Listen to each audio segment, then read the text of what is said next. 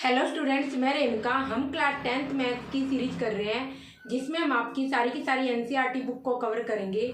इसमें हम अब तक क्लास 10th मैथ का आपका फर्स्ट चैप्टर जो कि एनसीईआरटी बुक का रियल नंबर्स, इसमें हम अब तक एचसीएफ एलसीएम से रिलेटेड सारा कॉन्सेप्ट और इसके रिगार्डिंग जितने भी टाइप के क्वेश्चंस बन चुके हैं वो हम सारे के सारे डिस्कस कर चुके हैं। और इसके अलावा सीबीएसई ने भी प्रीवियस ईयर्स 2025, 6, 3 और 2024 में जो भी क्वेश्चंस पूछे वो सारे के सारे डिस्कस कर चुके हैं। और आज हम एक नया कॉन्सेप्ट इसमें स्टार्ट करेंगे। पहले उस कॉन्सेप्ट को पढ़ेंगे, देन उससे जो क्वेश्चंस बनते हैं, और फिर नेक्स्ट वीडियो में हम देखेंगे कि उससे किस टाइप के सीबीएसई ने प्रीवियस ईयर्स क्वेश्चन पूछे हैं। पर हम आज जो कॉन्सेप्ट पढ़ेंगे, एक तो हम पढ़ेंगे रियल नंबर और देन में भी FTA fundamental theorem of arithmetic पढ़ेंगे। पर उससे पहले एक बार हम एचसीएफ एलसीएम में 2 और 3 क्वेश्चंस और बहुत अच्छे थे जो एक बार आप कर लो तो आपके लिए बेनिफिशियल होगा। तो पहले वो 3 क्वेश्चंस कर लेते हैं, देन हम हमारा नेक्स्ट टॉपिक पर मूव ऑन करेंगे। तो सबसे पहला हमारा क्वेश्चन है एचसीएफ एलसीएम के रिगार्डिंग, और हो सके तो आप खुद ट्राई करो। अभी इस क्वेश्चन को, बहुत अच्छा क्वेश्चन है, आपकी एनसीईआरटी बुक का ही है। तो क्वेश्चन नंबर 1 है आपका यहाँ पर,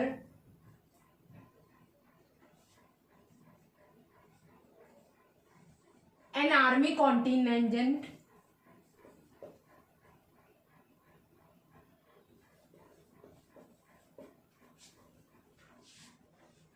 $616 members is to march behind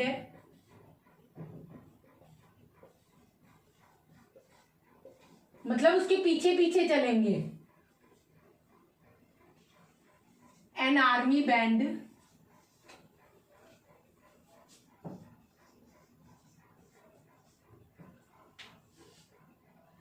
$32 members in, इस बैंड में टोटल 32 मेंबर्स है। ए परेड, एक परेड हो रही है, उसमें 2 टाइप्स के ग्रुप है। द 2 ग्रुप्स आर टू मार्च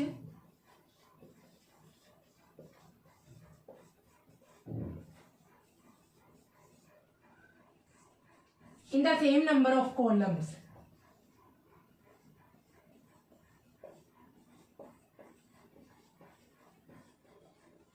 तो इसमें जो कॉलम्स है वो सेम होंगे, इनके जो ये ग्रुप के मेंबर्स बनाएंगे। What is the maximum number of columns?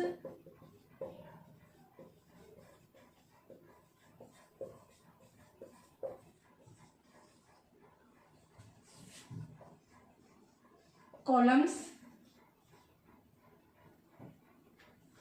in which they can march।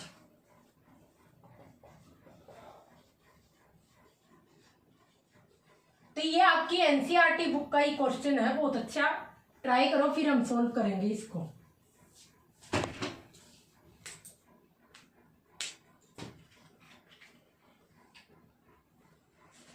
इस क्वेश्चन में आपके दिया हुआ है कि एक आर्मी कॉन्टिजेंट में 616 मेंबर्स को मार्च करना है, किसके पीछे?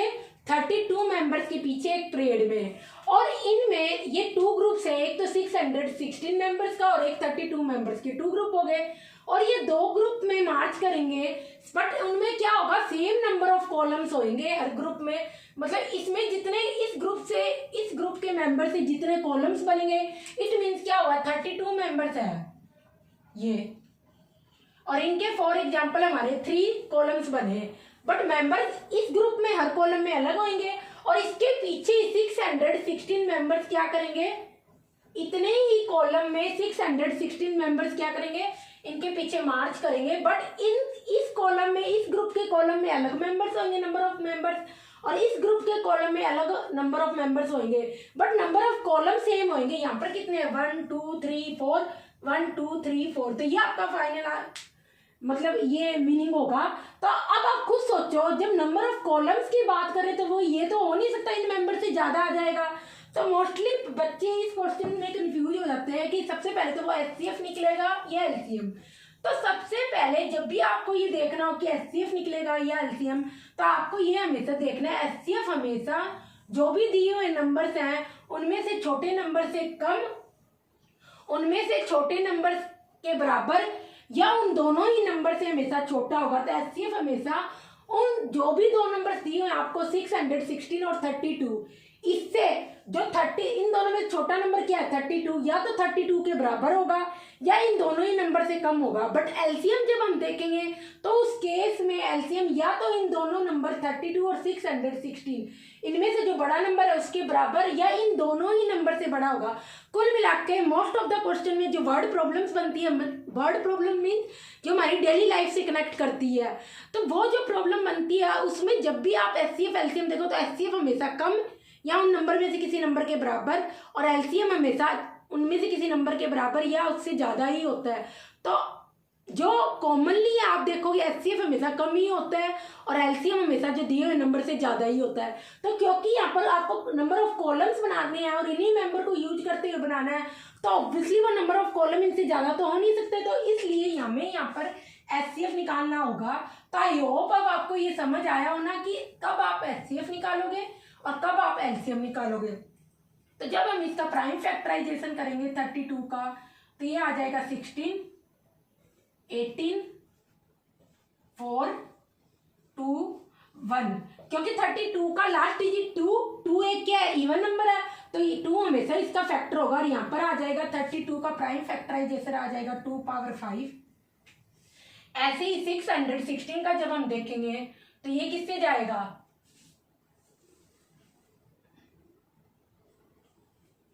तो ये हम देख लेते हैं यहाँ पर आई थिंक 11 से हो सकता है जाएगा, करके ही देखना पड़ेगा, कोई सोल्यूशन नहीं है आपके पास। 11, 56, फिर 7, 8, 4, 2, 1। तो हम कैसे पता लगाते हैं भी कौन सा नंबर किस नंबर से डिविजिबल होगा, ये मैंने प्रीवियस वीडियोज में बता रखा है और ये प्राइम फैक्टराइजेशन भी आपको सारा एक्सप्लेन कर रखा है। तो अगर किसी को ये क्वेश्चन समझ ना आए तो प्रीवियस वीडियो में मैंने ये कॉन्सेप्ट क्लियर कर रखा है, वहां से जाके देख ले। तो 616 का प्राइम फैक्टराइजेशन होगा 2 क्यूब 2 पावर 3 इंटू 7 इंटू 11 और 32 का होगा 2 पावर 5।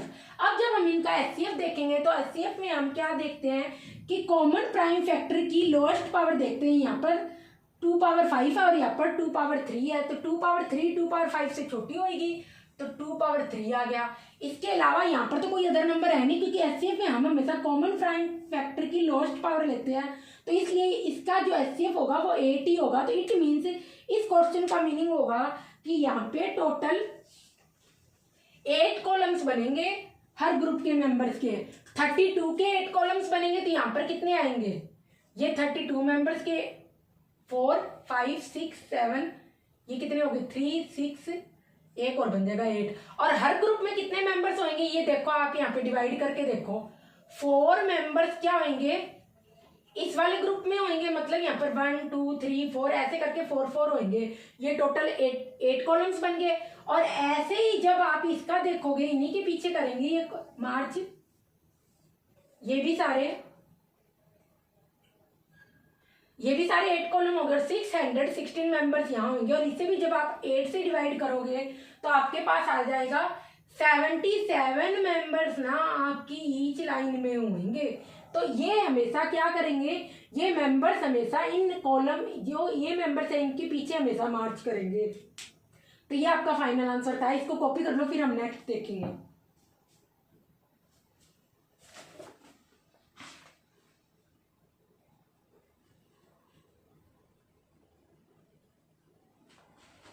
नेक्स्ट क्वेश्चन है हमारा ये मैं आरएस अग्रवाल से करवा रही हूँ, बट किसी ना किसी एग्जाम में भी ये पूछा ही हुआ होना, इस टाइप के क्वेश्चन हम ऑलरेडी कर चुके हैं।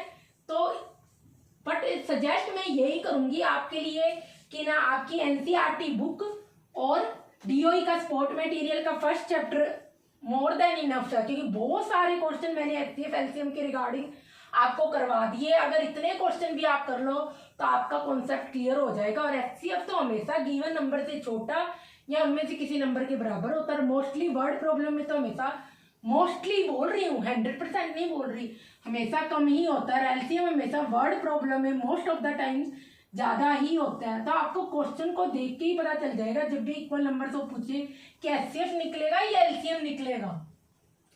नेक्स्ट क्वेश्चन देखते हैं इसी के रिगार्डिंग, एचसीएफ एलसीएम के रिगार्डिंग।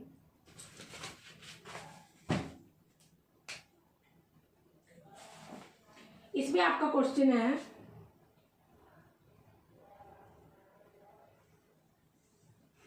ये है find the maximum number of students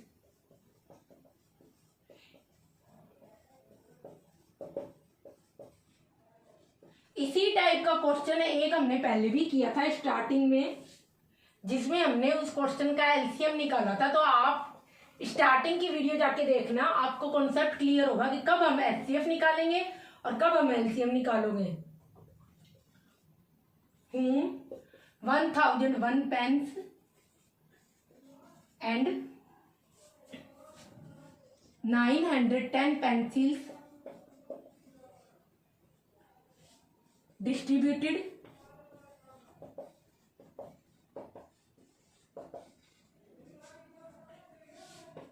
in a way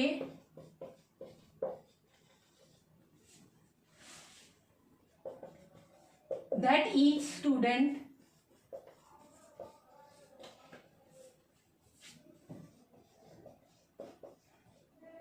gets the same number of pens and pencils। तो सेम इसी टाइप का क्वेश्चन जब हमने एचसीएफ एलसीएम के क्वेश्चन करने स्टार्ट किए थे, बट उसमें हमने एलसीएम निकाला था। तो मैं यही कहूंगी कि आपको डिसाइड क्वेश्चन में खुद ही करना पड़ेगा कि एचसीएफ निकालना है या एलसीएम निकालना है, ये खुद ही देखना पड़ेगा हमेशा। क्वेश्चन को ट्राई करो, फिर हम खुद करते हैं सोल्व।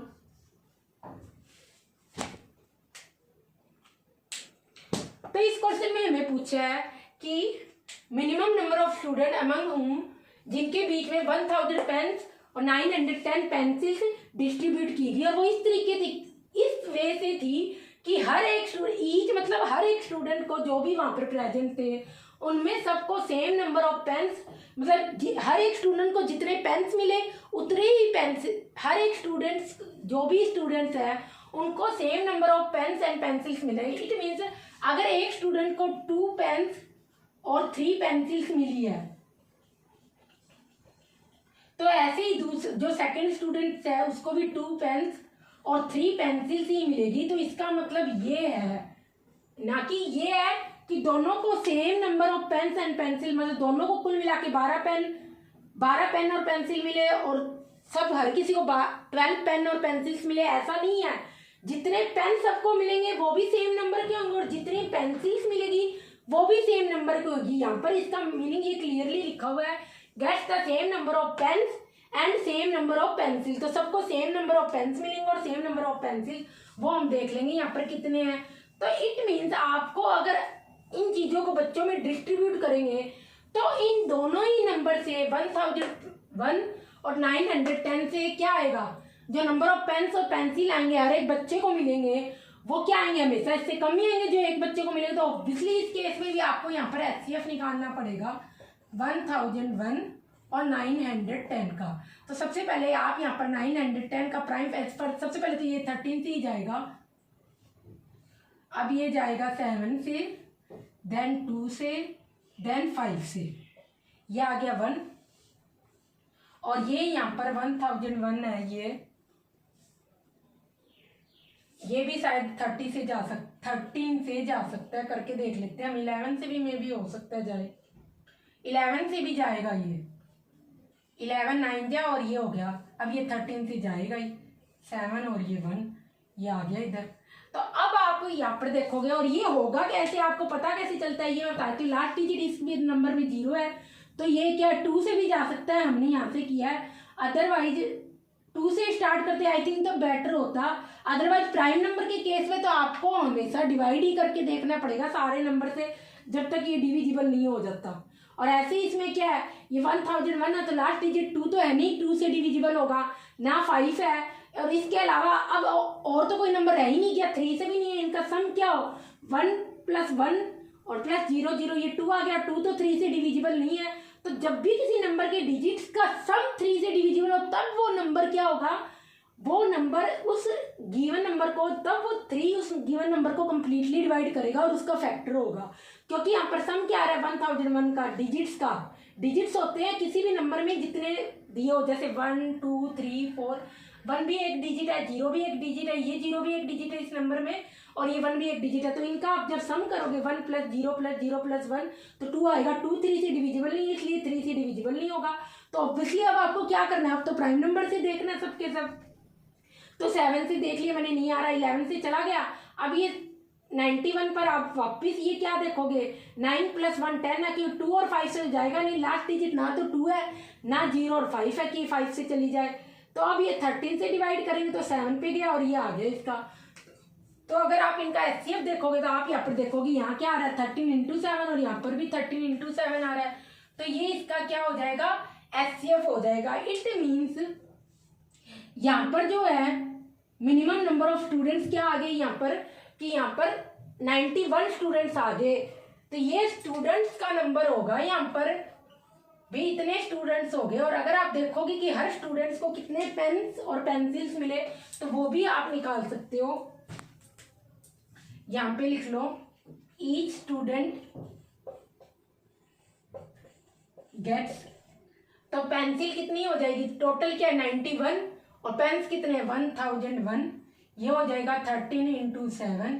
तो जब आप इसको काटोगे इससे तो ये आ जाएंगे 11 पेन्स हो जाएंगे, हर एक बच्चे को 11 पेन्स मिलेंगे। और 910 से जब आप 13 × 7 को डिवाइड करोगे तो यहाँ पर ये चला जाएगा 10 पर, तो 10 क्या हो जाएगी, पेंसिल्स मिलेगी।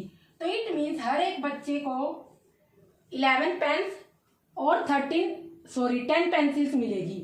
अगर ये भी पूछा, यहाँ पर आंसर आपका सिर्फ यही था कि टोटल नंबर ऑफ स्टूडेंट्स कितने होंगे, सो दैट कि हर स्टूडेंट को इक्वल नंबर ऑफ पेन्स, हर एक बच्चे को 11 पेन्स मिलेंगे और 10 पेंसिल्स मिलेगी। कॉपी कर लो, फिर हम नेक्स्ट क्वेश्चन देखते हैं।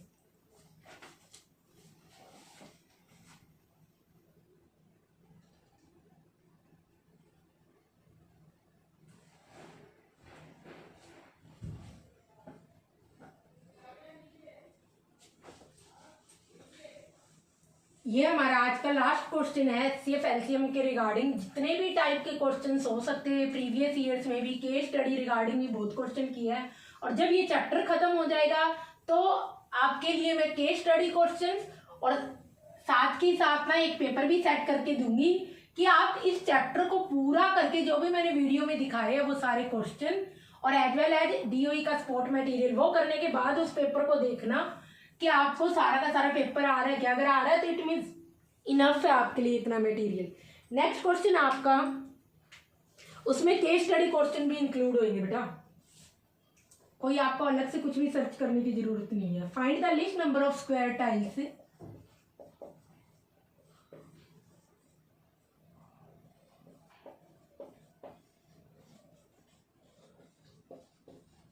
Square tiles. It means square में क्या होता है, लेंथ एंड विड्थ बराबर होती है। Required to pave the ceiling,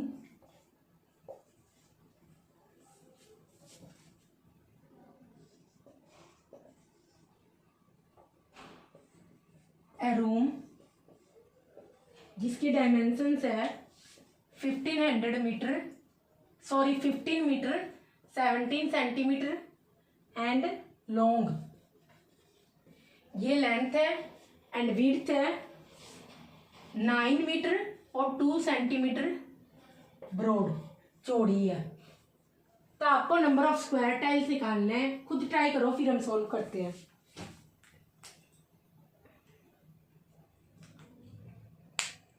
तो इस क्वेश्चन में आपका यहाँ पर दे रखा है कि नंबर ऑफ स्क्वायर टाइल्स कितनी होगी, जो सीलिंग मतलब जो ऊपर की छत है आपकी रूम की, उसकी लेंथ दे रखी है 15 मीटर 1700 सेंटीमीटर और विड्थ दे रखी है 9 मीटर 2 सेंटीमीटर।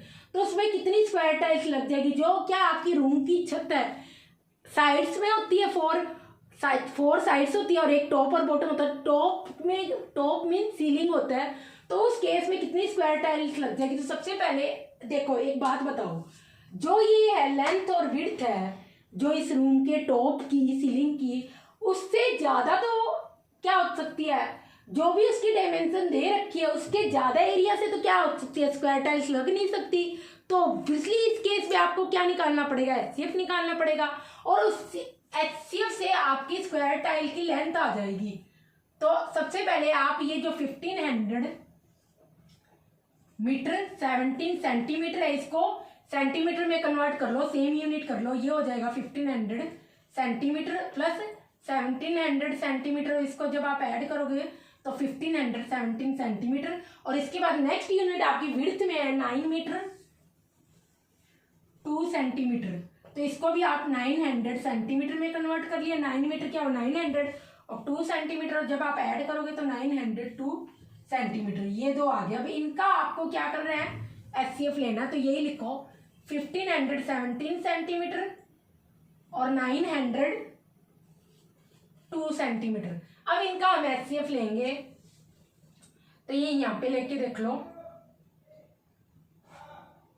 1517, तो इसका देखो अब ये किससे जाएगा 1517 के केस में, तो आप यहाँ पर देखोगे 7 + 1, देखो 2 और 5 से तो जाएगा ही नहीं, बात ही खत्म हो रही है। लास्ट डिजिट ना तो 2 है, ना 0 है, ना 5 है।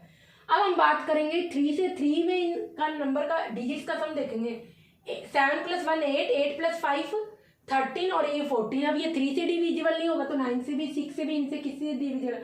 अब आप एक एक करके प्राइम नंबर सारे चेक करोगे। 7 से नहीं जाएगा, फिर 11 से, फिर 13 से, फिर 17 से, फिर 19 से, क्योंकि 15 से तो जाता, तो इट मीन्स 5 और 3 से भी जाता, उससे तो जा ही नहीं रहा। तो आपको ऐसे कॉन्टिन्यूसली करने पड़ेंगे 23 से, देन 29 से, उससे भी नहीं जाएगा। तो ऐसे करके फर्दर आपको करने होंगे, तो आप इसे करके देख लो। तो ऐसे करके सारे के सारे प्राइम नंबर्स आपको चेक करने पड़ेंगे जब तक ये किसी से चल नहीं जाता। तो यहाँ पर आई थिंक 37 हो सकता है, पर 37 में तो लास्ट डिजिट 7 आता ही नहीं है। 39 है नहीं, 41 देखो आप, ये जाएगा 3 पे जाएगा, तो ये हो जाएगा। इसके बाद ये 8 आ गया और ये आ गया 2। अब ये जाएगा 7 पे, 7 पे गया तो 41 37 और 37 भी एक प्राइम नंबर है, तो ये आ गया 1। तो आपको इसके बाद कोई भी अदर ट्रिक नहीं है, आपको प्राइम नंबर से तो डिवाइड करके ही देखना पड़ेगा। बस यूनिट डिजिट चेक कर लो कुल मिला के। अभी हम ये करते हैं, फिर मैं बताती हूँ कैसे होगा। 902 है, ओके, लास्ट डिजिट 2 है तो 2 से डिविजिबल होगा। 4 5 1, अब क्या होगा 5 + 4 9 और +1 10। 10 तो क्या ये 3 से डिविजिबल नहीं होगा, ना 2 से, ना 5 से, क्योंकि अगर इसके डिजिट का सम 10 आ रहा है तो ये 3 से भी डिविजिबल नहीं होगा। अब इस केस में आप करके देख लो, 11 से करके देख लो। 11 से आई थिंक चला जाएगा। इसके बाद प्राइम नंबर से ही देखेंगे 4 5 1, 11 से ये चला जाएगा आई थिंक, हाँ, तो 11 से चला गया, ये आ गया 41 और 41 तो एक प्राइम नंबर है, ये आ गया 1। तो कुल मिला के आपको प्राइम नंबर के केस में आपको डिवाइड कर करके ही देखना पड़ेगा भी किस नंबर से जा रहा है। तो अब इसका अगर HCF देखोगे, यहाँ 41 × 37 है और इधर क्या है 2 × 11 × 41, तो दोनों में कॉमन क्या है 41, तो 41 क्या होगा इसका लेंथ आ जाएगी ये स्क्वायर की, आप इसके लिख सकते हो सेंटीमीटर, और ये आपकी एक्चुअल में क्या होगी लेंथ ऑफ ईच स्क्वायर, ये लेंथ आ गई 41 सेंटीमीटर।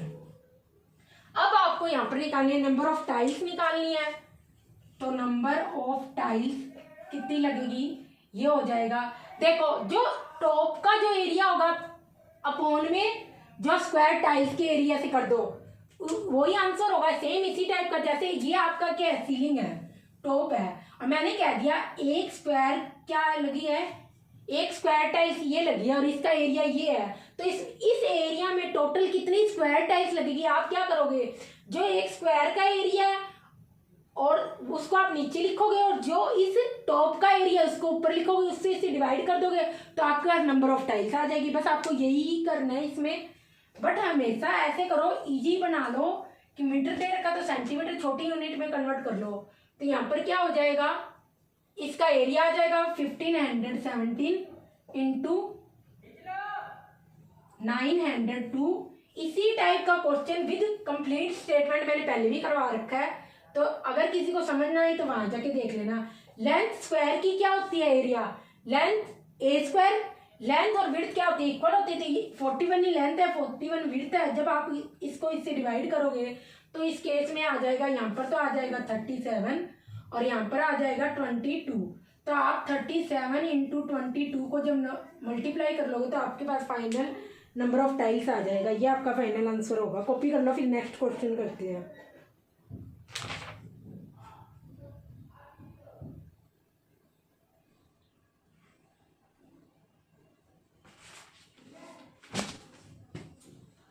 अब हम आज का जो अपना नेक्स्ट टॉपिक है वो सारा करेंगे, रियल नंबर्स के रिगार्डिंग हम सारा का सारा आज पढ़ेंगे। और फिर नेक्स्ट जो वीडियो होगी उसके रिगार्डिंग जो एचसीएफ एलसीएम क्वेश्चन इतने ज्यादा कर रही है कि मुंह पे वही सेट हो गया है।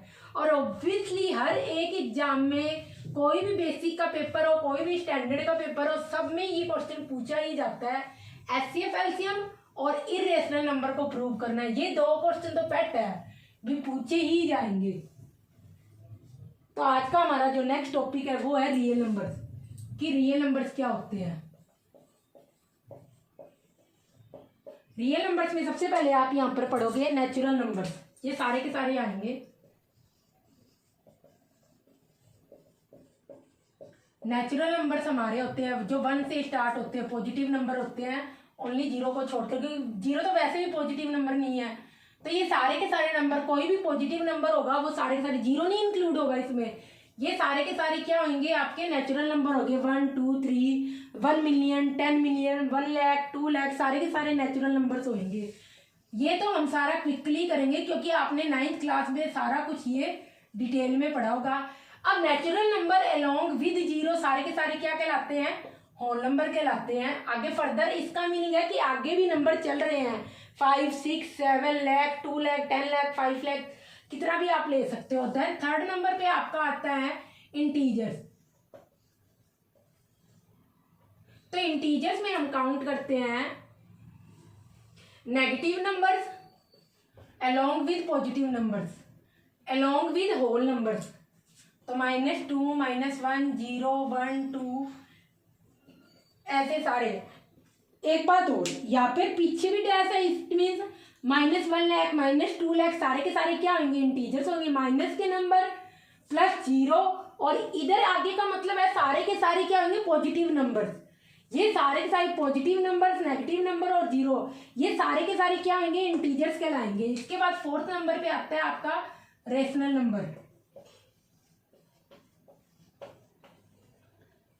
रेशनल नंबर्स वो नंबर होते हैं, आपको डेफिनेशन कोई भी नहीं पूछेगा, आपको जस्ट कॉन्सेप्ट क्लियर होना चाहिए। और सीबीएसई क्या कर रही है, प्रीवियस क्लास है उससे भी क्वेश्चन पूछ रही है, इसलिए मैं आपको कॉन्सेप्ट क्लियर कर रही हूँ। P/Q फॉर्म में लिख सकते हैं और जहाँ Q नॉट इक्वल टू 0 वो सारे के सारे क्या होंगे, रेशनल नंबर होंगे। जैसे 3/2 2/3 5 7 0। आप कहोगे 0 कैसे होगा, क्यों 0 का आप लिख दो 0/10, 0 ही तो आएगा आंसर। P/Q फॉर्म में मैंने लिख दिया, अपॉन में क्या है, Q नॉट इक्वल टू 0 तो होना लिखा, Q को आप कुछ भी लिख दो, 0 को आप किसी भी नंबर से डिवाइड करो 0 ही रहेगा। तो ये सारे के सारे नंबर क्या होंगे, सारे के सारे P/Q फॉर्म में लिखे जा रहे हैं। बट Q हमेशा आपका रेशनल नंबर के केस में 0 नहीं होना चाहिए बस, और कोई भी नंबर हो। तो कुल मिला के ये तीनों नंबर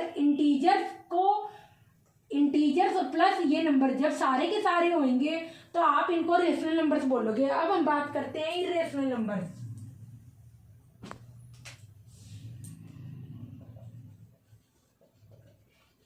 इरेशनल नंबर्स वो होते हैं जो P/Q फॉर्म में नहीं लिखे जा सकते। तो आप लिखोगे can not be written in P/Q form. तो ये इस फॉर्म में नहीं लिखे जा सकते, तो वो सारे के सारे इरेशनल नंबर्स होंगे। तो इट मीन्स अगर आप √2 को देखोगे तो इरेशनल नंबर होगा, √3 को, √5 √4 ये नहीं होगा इरेशनल नंबर, क्योंकि √4 को जब आप सोल्व करोगे तो कैसे लिखोगे, 2 × 2 ये 4 होगा, और क्या होगा 2 स्क्वायर है तो ये क्या आ जाएगा 2 बाहर आ जाएगा, इसका ये होगा। तो ये एक इरेशनल नंबर नहीं है, ये सारे के सारे इरेशनल नंबर है और ये P/Q फॉर्म में नहीं लिख सकते। और क्यों नहीं लिख सकते पी बाई क्यू फॉर्म में। इसका रीजन भी हम अभी की अभी जब इनका डेसिमल एक्सपेंशन देखेंगे तो उसमें डिस्कस करेंगे क्या रीजन है कि इनको पी बाई क्यू फॉर्म में नहीं लिख सकते। और फिर सारे के जब फाइनली हमारे आते हैं रियल नंबर्स, रियल नंबर्स आप बोलोगे both rational and irrational numbers जो होते हैं वो सारे के सारे रियल नंबर्स कहलाते हैं। तो इन दोनों नंबर को मिलाकर हम क्या करते हैं, रियल नंबर्स बोलते हैं। तो ये सारा का सारा कॉपी कर लो। फर्दर हम इसका रीजन देखेंगे कि रेशनल नंबर्स को आप इस फॉर्म में क्यों लिख सकते हो और इरेशनल नंबर को इस फॉर्म में, it means P by Q form में आप क्यों नहीं लिख सकते। अभी इसका रीजन देखेंगे।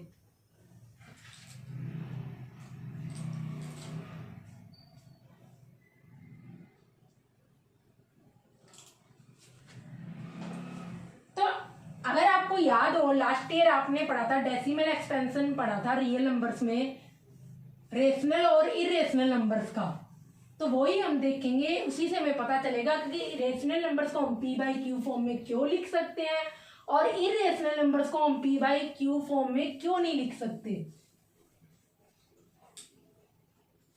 तो सबसे पहले आप यहां पर डालो हेडिंग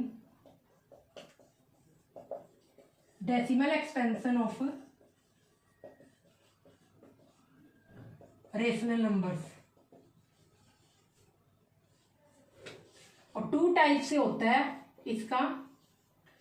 फर्स्ट होता है यहां पर ए, हम इधर ही डिस्कस करेंगे, और बी रेशनल का फिर अलग से देखेंगे। ये होता है आपका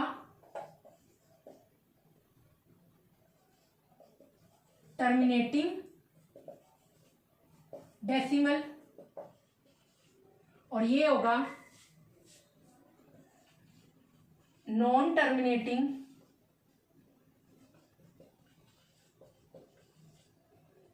रिपीटिंग डेसिमल। मीनिंग भी बताऊंगी अभी इसका जब हम करेंगे।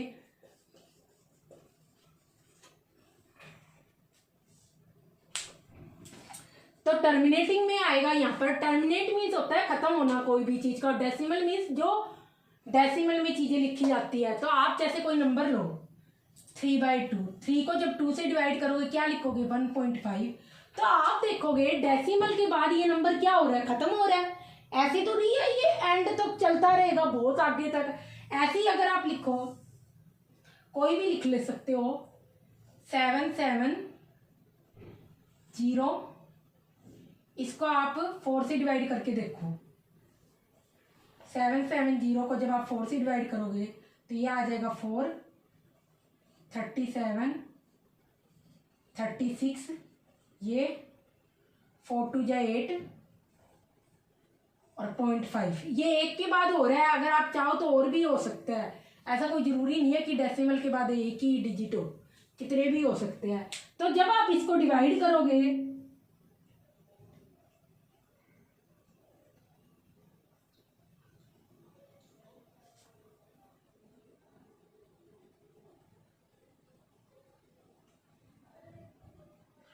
तो जब आप इसको डिवाइड करोगे यहाँ पर तो आप देखोगे आपके पास ये आ रहा है। यहाँ पर भी क्या टर्मिनेटिंग का मीनिंग है कि रेशनल नंबर हमेशा डॉट के बाद खत्म हो जाएगा।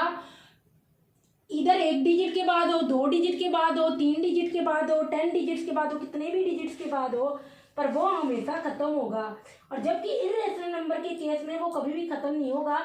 अब ये तो जैसे इस केस में है कि डिजिट्स के डॉट के बाद डिजिट्स खत्म हो जाएंगे, तो टर्मिनेटिंग मीन खत्म होना। जो डेसिमल डॉट के बाद कितने भी डिजिट्स ले सकते हो, ये दोनों ही एग्जांपल हमारे 1 डिजिट के आ रहे हैं। डॉट के बाद की बात कर रही हूँ, डॉट के बाद इसमें क्या है, एक ही डिजिट है 0.5, पॉइंट के बाद 5, और इसमें भी एक ही डिजिट है। कितने भी डिजिट्स हो सकते हैं, ऐसे भी हो सकते हैं 2 3 7 8.5 6 7 2। ये भी क्या होगा, ये भी हमारा एक रेशनल नंबर ही होगा, क्योंकि डॉट के बाद क्या ओनली 4 डिजिट्स के बाद ये नंबर खत्म हो रहा है। अब इसके बाद हम देखेंगे नॉन टर्मिनेटिंग रिपीटिंग डेसिमल का नंबर मतलब क्या है। यहाँ पर आप देखोगे जब 10 को आप 3 से डिवाइड करोगे तो ये जाएगा 3 9 पर, यह आ गया 1 10। फिर हर बार आप देखोगे कि ऐसे ही ये चलता रहेगा। तो आप देखोगे नॉन टर्मिनेटिंग मीन डेसिमल के बाद ये नंबर खत्म नहीं हो रहा, और रिपीट मतलब डेसिमल के बाद कोई भी डिजिट 1 डिजिट 2 डिजिट या 4 डिजिट, कितने भी डिजिट रिपीट हो सकते हैं, तो यहाँ पर एक 3 डिजिट रिपीट हो रहा है, तो इस केस में आप इसको लिखोगे 3.33 डैश, या तो ऐसे लिख दो, और मेनली जो हम लिखते हैं इसको लिखते हैं 3 पॉइंट, जो भी डिजिट रिपीट हो रहा है उस पर बार लगा देते हैं, या फिर 3 रिपीट हो रहा है तो 3.3 बार ये इसका होगा। तो नॉन टर्मिनेटिंग मीन्स डेसिमल के बाद खत्म नहीं होगा नंबर, और रिपीटिंग मतलब डेसिमल के बाद कितने भी नंबर ऑफ डिजिट्स वो रिपीट होते रहेंगे। तो जैसे आप देखो 3.1425 ये हो गया, तो इट मीन्स 1425 है ना 3 के बाद, ये रिपीट होता रहेगा। तो इस नंबर को आप ऐसे भी लिख सकते हो 3.1425 1425 1425 सो ऑन, ये ऐसे चलता ही रहेगा। तो ये भी एक क्या होगा, रेशनल नंबर ही होगा। तो डेसिमल एक्सपेंशन से आप पता लगा सकते हो भी हम इनको रेशनल नंबर ही क्यों बोलते हैं, P/Q फॉर्म में क्यों लिख सकते हैं, कॉपी कर लो। इसके बाद जो हम मेन है वो देखते हैं इरेशनल नंबर। इरेशनल नंबर्स में हम √5 √3 यही सारे क्यों काउंट करते हैं।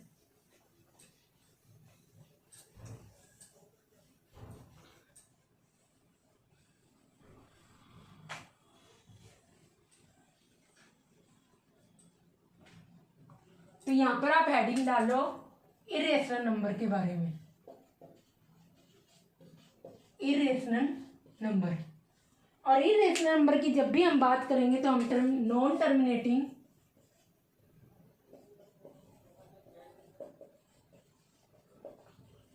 नॉन रिपीटिंग बोलेंगे।